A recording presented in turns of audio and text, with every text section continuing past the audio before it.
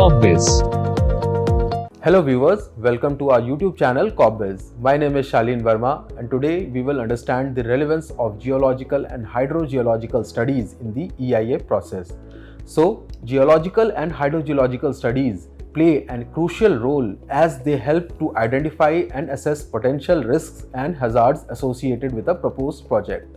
These studies provide valuable subsurface information that can inform decision-making during geohazard-prone project sites pre- and post-construction phases, including hydrogeological, geotechnical, and geological consideration in the EIA process. Measures can be integrated and implemented early, leading to the sustainable use of natural resources in this way. These studies can also help evaluate the site's geological and hydrogeological conditions, including potential hazards such as possibility of earthquakes, landslides, and groundwater contamination. Conducting geological and hydrogeological studies can also identify and address potential problems before the implementation of the developmental project.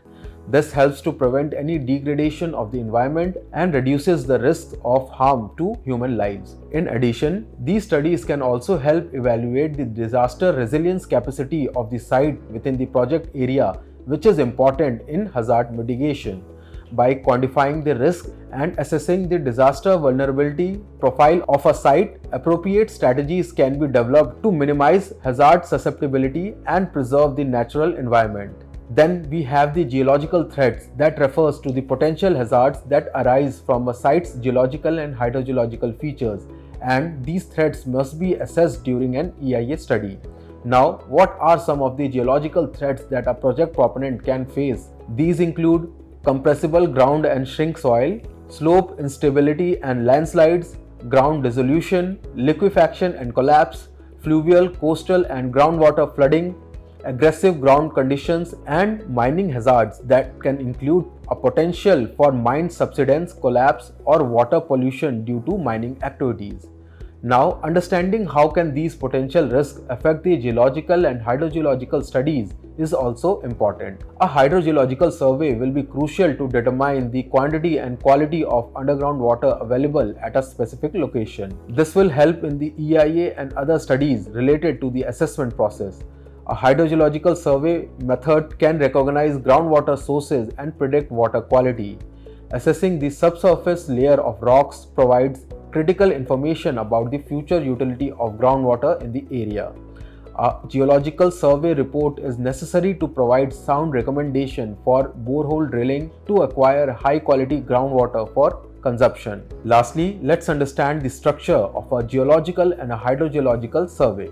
The structure includes the title page, signature, table of contents, figures and appendices, introduction, purpose and description of hydrogeological system, data collection methods, analysis of groundwater use and development methods and process, hydrogeological evaluation, documentation of numerical models if the modeling is performed, water quality findings, recommendations and report restrictions. So, what will be the required documents and studies that will be conducted as a part of this survey? Let's understand them.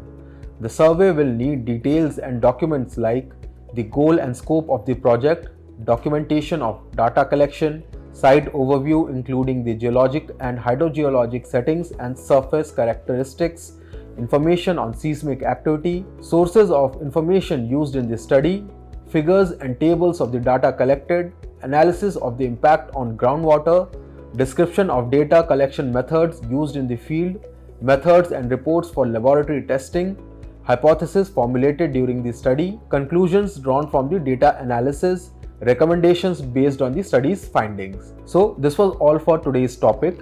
Now, a project proponent must incorporate geological and hydrogeological studies in the EIA process to identify and mitigate any potential risk and hazard associated with their proposed project. Although incorporating these considerations may come with an additional cost, the repercussions of an environmental disaster resulting from neglecting geological and geotechnical aspects could lead to a more severe budget expenditure and environmental problems. Including such studies is a way to ensure the engineering project do not adversely impact the environment, which can lead to imposition of penalties on the proponent. So you can contact our NABED accredited experts from the details shown and get consultations regarding the environmental clearance for your project. Like and share this video if you found it helpful. Thank you for watching.